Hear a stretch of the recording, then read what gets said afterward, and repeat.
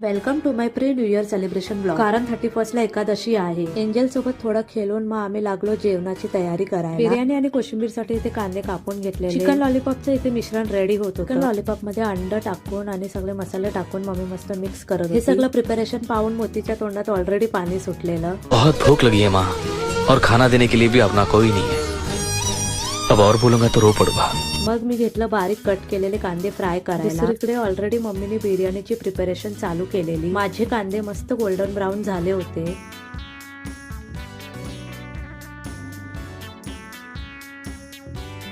Chicken बऱ्याचपैकी शिजलेलं. मग आम्ही स्टार्ट केले लेअरिंग.